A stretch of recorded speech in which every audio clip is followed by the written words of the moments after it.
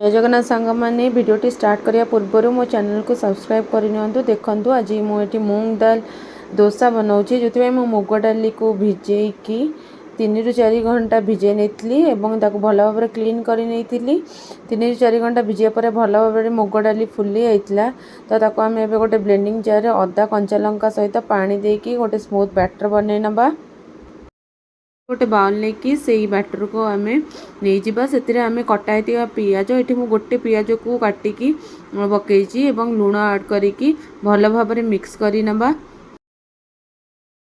ये रेसिपीटा आपण वीकली गोटे थर बनई की ट्राए करूँ देखिए आपण को खाया को भल लगे जदि आपण को भल लगे तो निश्चय कमेंट रे जणेबे।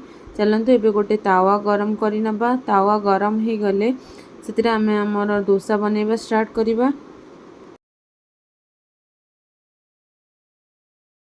ये मु डोसा बैटर को भल भाव स्प्रेड कर नहीं फास्ट मु गैस फ्लेम लो रखी एबे से आम अप्लाई कर सारा पर टिके ऑयल बुले दमा तापर आम ताकू फ्लिप करिकी एकट सेपट करिकी भल भाव सेकी नबा।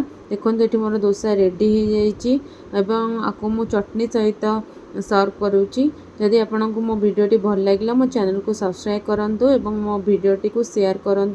जितेबाला आपन किसी एमती हेल्दी बने खाइबार इच्छा अच्छे आपन ये मूंग दाल डोसा रेसिपी को जरूर ट्राए करंतु आपन निश्चय भल लगे। Thank you for watching. जय जगन्नाथ।